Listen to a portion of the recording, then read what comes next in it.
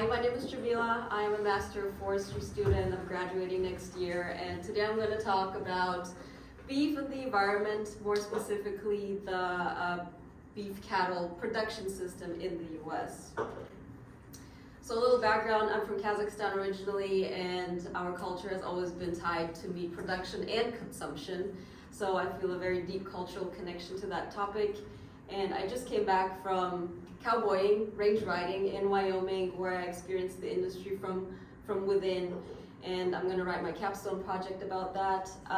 So the first idea for my talk came this summer when one of our classmates asked me, what do cows eat? And she worked in GHG emissions for a big corporation this summer. And I realized there is a big knowledge gap among YC students and in general when it comes to the beef industry. So I think it's very important to educate. So I conducted a few informal interviews with my vegetarian and vegan classmates to really identify what the big knowledge gaps are. And that was very important to me because a lot of us are going to go on into policy. Some of us are already in policy, and if you don't know what the system looks like, you're going to make bad decisions that impact a lot of people out there. So I'm going to take you on a journey through the production cycle, and we're going to start at a cow-calf operation in Big Piney, Wyoming, which happens to be the ranch where I worked at. So our ranch usually calves in February, and our team is on the ground 24/7, monitoring animals, helping cows during labor, and tagging calves. And then in May, we brand, we vaccinate, and castrate the calves, so they become steers. We also artificially inseminate the royal herd, which is the cows with the better genetics. So this is me artificially inseminating a cow. We then move the herd, that is cow, calves, and breeding bulls, from the ranch up to our BLM grazing allotment, the Bureau of Land Management, that is. And I want to quickly talk about grazing on federal lands. So up until the introduction of the Taylor Grazing Act of 1934, grazing was largely unregulated in the US, causing a whole series of issues. Now the act permits the BLM, the US Forest Service, and other government agency to manage grazing lands by selling permits to ranchers. So in the picture, you see the sign that was posted in front of our cow camp this summer, and we operate according to US Forest Service regulations, and we pay $1.35 per head per month. I don't know why it's moving by itself, but okay. So in June, we moved the herd from the BLM allotment up to the forest, and our goals as range riders or cowboys is not only to protect and care for the animals, but it's also to protect the ecosystem that they're in. So we go out in the morning, and we usually move cattle away from the riparian areas because that's where they love to gather. We move them away from roads and camping sites because national forests are multi-use areas. We also clean and maintain public trails, which, by the way, is a hot topic that our classmate Steven here, he wrote an article about, published in the New York Times. You should read it. Jesus, why does it move by itself? And at the same time, we start haying down at the ranch. So my boss, he has ditch and pivot irrigation. This is a pivot, so it goes around and irrigates the land. And we grow alfalfa on the pivots, which is really high in nutrients, high in protein. On the ditches, we grow grass, which is high in fiber. And so these are the hay bales that we produce, and we feed our horses year-round with it, or the cattle in the winter. In October, right now, unfortunately I'm not there, but my team, my colleagues right now are moving all the cattle down from the forest to the ranch.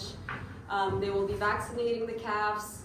Then my boss will select breeding bulls and heifers as replacements for the herd. And the buyer will come in and pick up all the calves that he bought from my boss. And this is where the really interesting part of the US beef production system begins.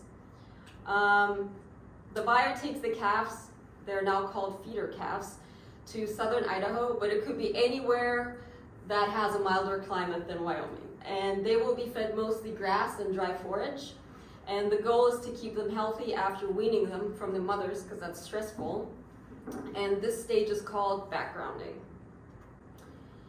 Then, at the beginning of spring, the calves, now called a yearling, they're going to be shipped back to Wyoming or Montana or Utah because the grass starts to grow again, and they will spend the entire summer grazing there until September, when they will be shipped to feedlots.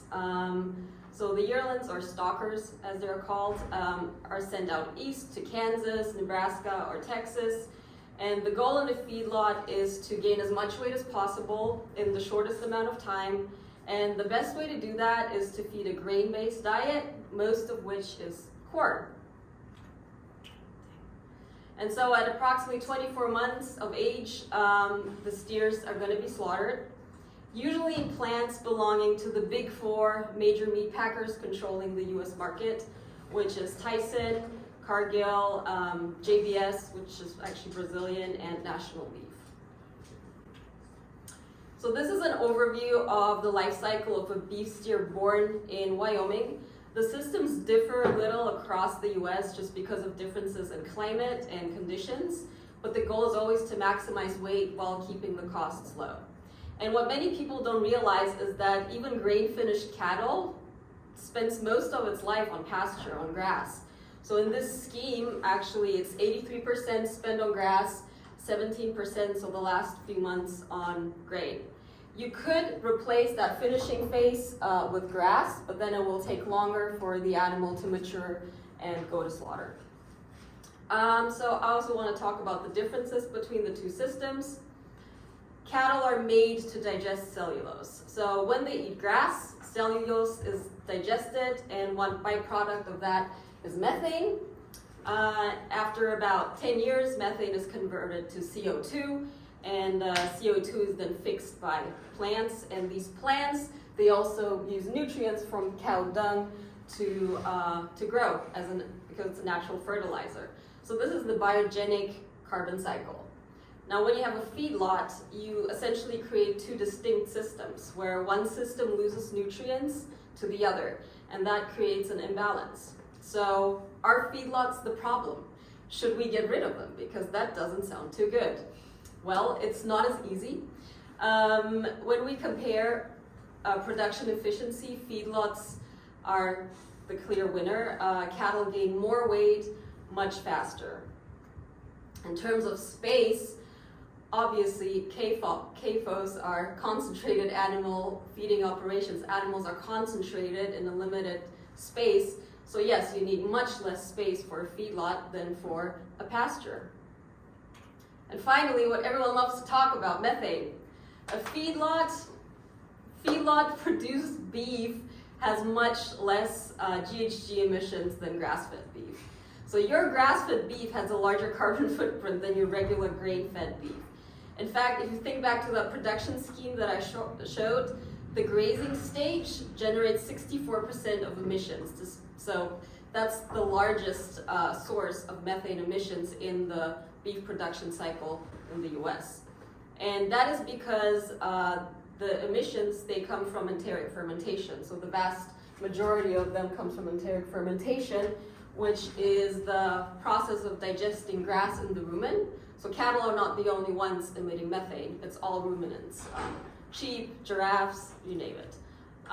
Grass is harder to digest than grain, so that produces more methane, but also when you finish on grass, the cattle take longer to mature. So thereby they release more methane over their lifetime. So should we get rid of all grazing cows and put them in feedlots in order to save the planet? Well, no, it's not that easy. Before the 1800s, there were 60 million bison roaming the American prairies, and cattle have pretty much filled that niche. Now, bison emit just the same amount of methane as cattle. Grazing improves soil health by increasing soil organic matter and porosity. So the roots are longer, and when the roots are longer, they can prevent, the plants can prevent erosion much better. Grazing also increases plant biodiversity. So without grazing, a dense uniform litter mat will form on top of the soil, and I have actually seen that this summer in Wyoming. So the places that we did not graze in the past years, they really had this thick mat on top.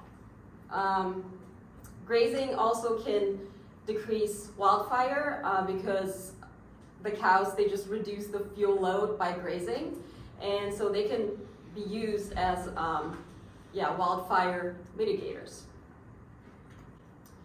So now I want to talk about the most common themes and misconceptions when I talk about beef with my friends and classmates. So just 2 weeks ago, we got this email, all of us.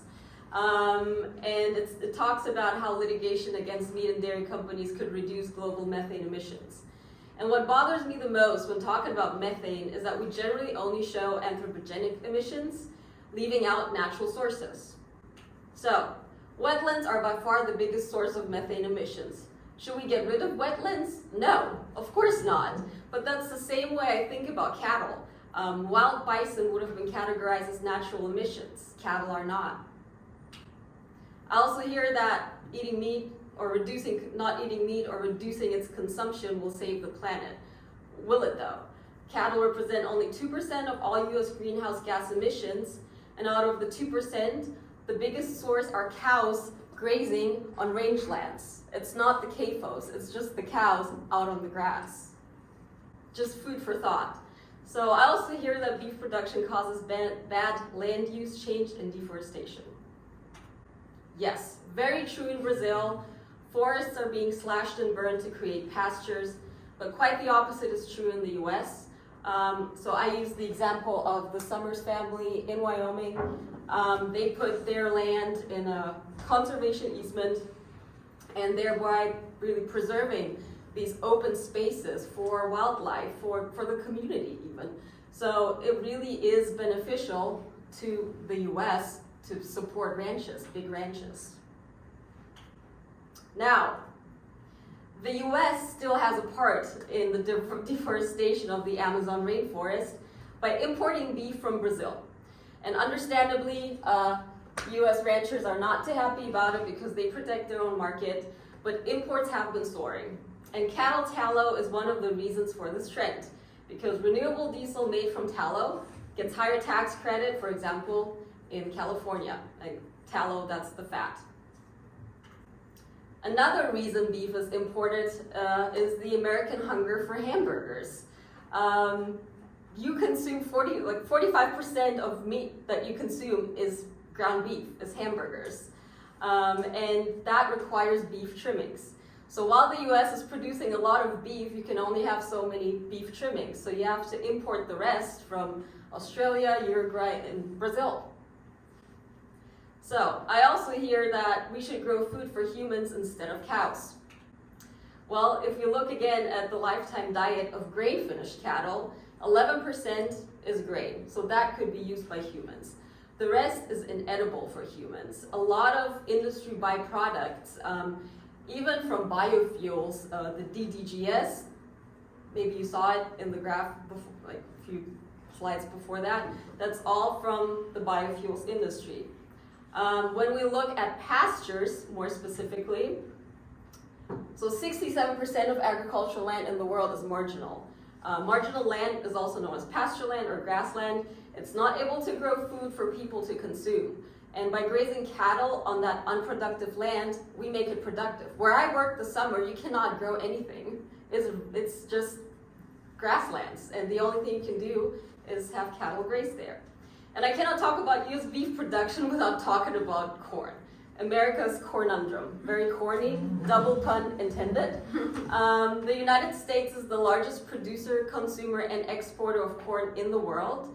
And the corn system receives more subsidies from the US government than any other crop. And CAFOs, so feedlots, rely on the system. Without corn, feedlots would not flourish the same way they do now. And if we look at what corn is used for, 40% is used for biofuel production, 36% is used as animal feed, not only for cattle, also other animals. Much of the rest is exported, and only a tiny fraction is used for human consumption, most of which is actually used for high fructose corn syrup. Crazy. So if you're like me and you cannot sleep at night and you think, well, can grass-fed production replace corn-fed?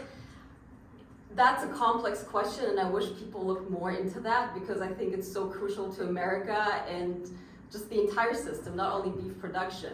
And I found this really interesting paper where it said that we could convert land currently used for corn feed production into pastures that could support an additional 14 to 22 million cattle.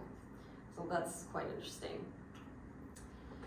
I also hear that beef production requires a lot of water, and that's something, if you work on that topic, I would love to talk to you. Because when looking through all the papers, I found out that 95% of beef's water footprint is from feed production. So it's not from the actual grazing and the other stages of it. When we look at green water, blue water, gray water, the majority of it is green water, which is basically rain falling on your pasture, regardless of human intervention. And if you use that to calculate water consumption to produce 1 pound of beef, I don't know, that kind of seems a bit unfair to me because the rain falls on the pasture anyways. Some stats that are quite important to understand the industry. We are right now, historically, at the lowest, well, you guys, the US, at the lowest cattle population since the 1950s. And the US is the fourth in terms of cattle population, with India at 307 million heads, which is a lot. And at the same time, the US is the biggest beef producer in the world, closely followed by Brazil. Now, that's important because the US produces 18% of the world's beef with about 6% of its cattle, because it's highly efficient thanks to higher quality feed, animal genetics, and feedlots. And that's the same for the emissions. It has way less emissions per pound of beef than any other countries. So, what are my end thoughts? I want people to rethink beef production in general. Instead of seeing cows as harmful, let's use them to benefit the environment. And I'm suggesting a whole bunch of topics to think about if you really want to change something and improve, sustainability in beef production. So for me, quite important, smart stockmanship. That's something I learned this summer from Dino. Dino, if you're watching, thank you. It doesn't take a lot to teach people how to, manage cattle. So basically what I'm telling here, we need more cowboys that know what they're doing, in other words. We can use a lot of new tech, virtual fencing, GPS tracking, and drones to more efficiently manage cattle and in a wildlife-friendly manner. Because yes, it is true, when you graze cattle, you put fences, and those fences, they're in the way of wildlife corridors. That's an issue that we should think about. Hardier breeds. I'm the biggest fan of that topic. In the background here, you see a Gascon, that's the breed, a Gascon heifer. If we select for breeds that convert poor forage into protein and adapt to climate change, we could be so much more efficient and so much better. It would be great. But the market, the US market, is in the way. I don't know if you've heard of Angus, but Angus marketing is quite big, and I could do a whole other presentation about that. We should also shift breeding goals, so we should focus on efficient performance in tougher conditions over traditional markers, such as the conformation of an animal, because right now, a lot of the breeders, they look at what an animal looks like instead of what it performs like. Consumer preference, so I mentioned Angus. Challenge the marbling myth. Yes, when you have marbled beef, it has more fat and it tastes better, but that's not always the case. This summer I ate a bison ribeye and an Angus ribeye. And the bison ribeye didn't have any marbling, but it had so much taste. But nobody was buying the bison ribeye just because of marketing, because people don't know about it. We also should promote more diverse cuts over burgers, for example, so you don't have to import all that ground beef from Brazil. Silvopasture, my capstone. We can use silvopasture as climate adaptation and wildlife management strategy, and actually there's so much potential in silvopasture. It could considerably reduce emissions in the beef production system. And finally, if you really do care about methane still, there's additives. You can play with genetics to curb the methanogenic activity in cattle, and normalize horse meat. Horses are not ruminants, so they do not emit the same methane as cattle do. For that, refer to my previous presentation about America's wild horse issue. So, finally, thank you for your attention. I hope you learned something new today. Thank you to everyone in Wyoming and everyone who gave me all the information. And if you want the literature that I used in this presentation, I can give you a link to my Zotero. You can go all through it, and if you want to talk beef, cows, whatever, I'm always happy to do so. Thank you.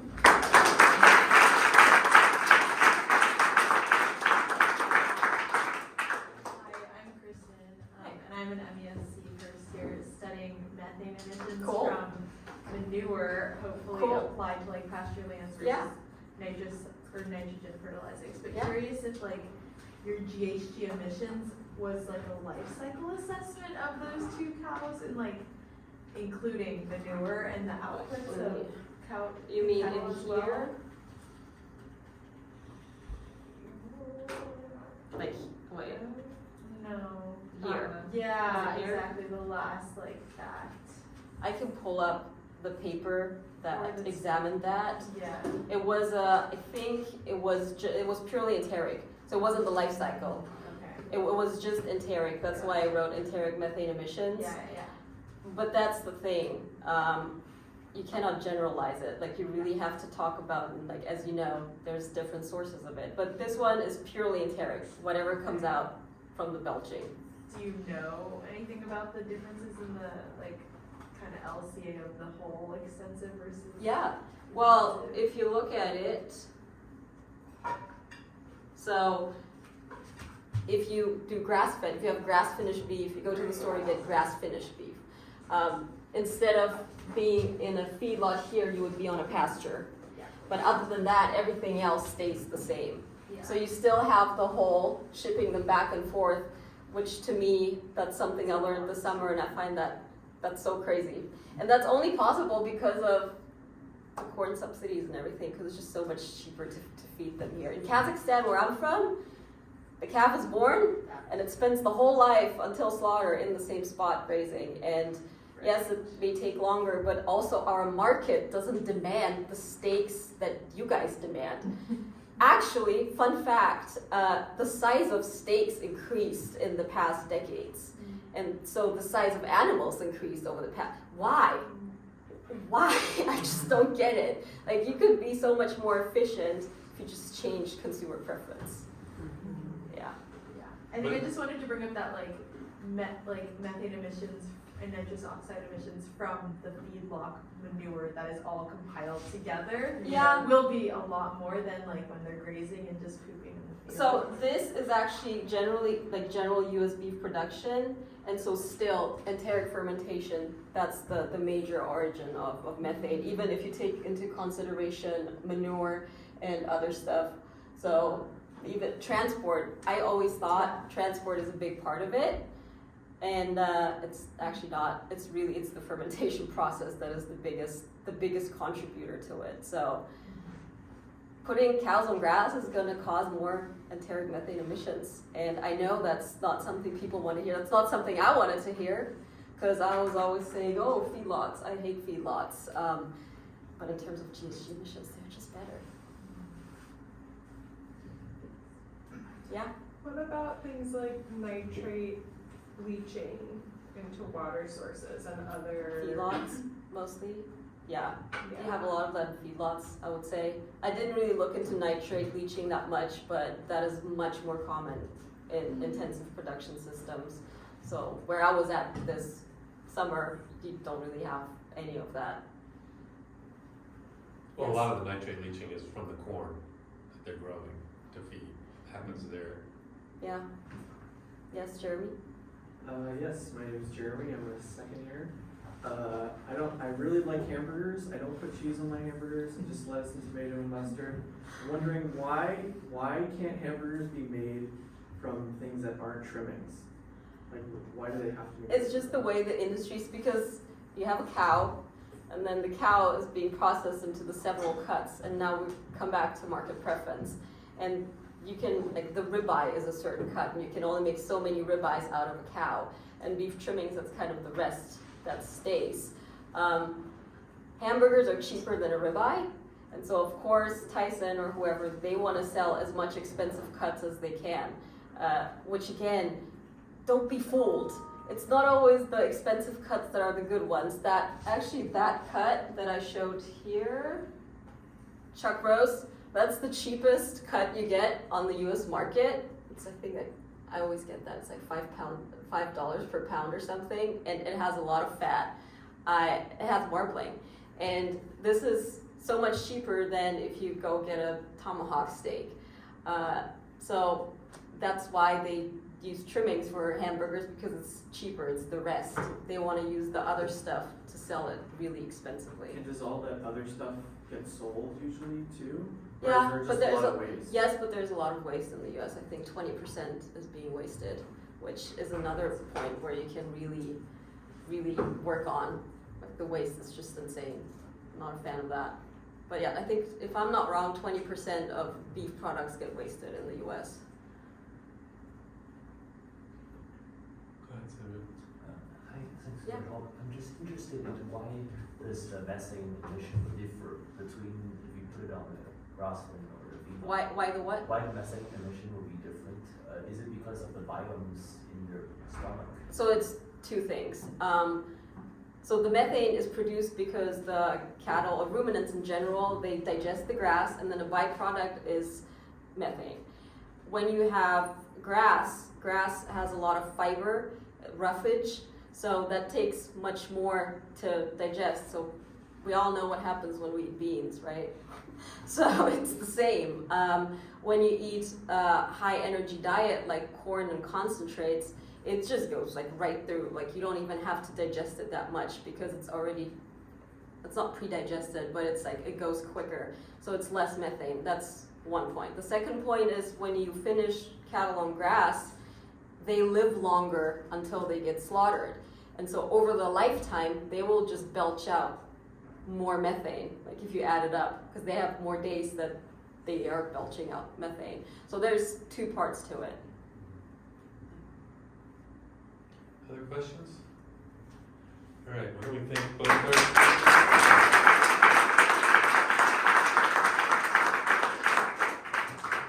See you all up at the farm, I hope. There's no meat allowed at the farm. I know, I've heard. Is it a rule?